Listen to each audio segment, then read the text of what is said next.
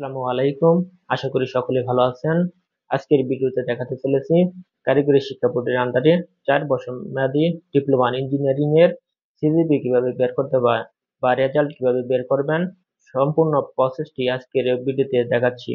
একটু সময় ধৈর্য নিয়ে এই ভিডিওটি শেষ পর্যন্ত দেখবেন। তাই মূল ভিডিওতে যাওয়ার আগে একটা ছোট্ট একটা রিকোয়েস্ট থাকবে, এই ভিডিওতে একটা লাইক দিয়ে ভিডিওর পরবর্তী অংশ কন্টিনিউ করবেন। চলুন চলে যাওয়া যাক মূল ভিডিওতে। সর্বপ্রথম আপনি আপনার মোবাইল অথবা ডেস্কটপ থেকে একটি ব্রাউজার ওপেন করবেন। ব্রাউজার ওপেন করার পর এখানে টাইপ করবেন bteb.gov.bd, লিখে এন্টার দেবেন। এন্টার দেওয়ার পর কারিগরি বোর্ডের ওয়েবসাইট চলে আসবে। ওয়েবসাইটে আসার পর এখানে দেখতে পাচ্ছেন রেজাল্ট ডিপ্লোমা ইন ইঞ্জিনিয়ারিং, নিচের দিকে চলে আসে দেখবেন ডিপ্লোমা ইন ইঞ্জিনিয়ারিং। এই ডিপ্লোমা ইঞ্জিনিয়ারিং এ ক্লিক করবেন। ডিপ্লোমা ইঞ্জিনিয়ারিং এ ক্লিক করার পর এরকম একটা ইন্টারফেস দেখতে পাবেন। এখান থেকে আমরা সিলেক্ট এক্সাম টাইপ সিলেকশন করব।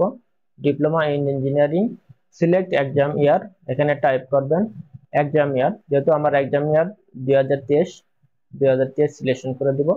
রোল নম্বর, যার রোল নম্বর এখানে টাইপ করবেন। রোল নম্বর টাইপ করা হয়ে গেলে এখানে নিচে থেকে দেখতে পাচ্ছেন টাইপ রেজিস্ট্রেশন নাম্বার অপশনাল, এটা না দিলেও চলবে, দিলেও সমস্যা নেই। আর নিচের দিকে দেখতে পাচ্ছেন ভিউ রেজাল্ট, এই ভিউ রেজাল্টে ক্লিক করবেন। ভিউ রেজাল্টে ক্লিক করার পর তথ্য চলে আসছে। এখানে এক্সাম ইয়ার, technology, roll number, registration number, session name, father's name, mother's name, institute name, result, CGPA, division grade, যেহেতু সিজিপিএ এখানে দেখতে পাচ্ছেন। এখন চাইলে আপনি এটা প্রিন্ট করেও রেখে দিতে পারেন। প্রিন্ট করা অপশনে গিয়ে আপনি প্রিন্ট করে রেখে দিবেন। এটাই ছিল আজকের ভিডিও।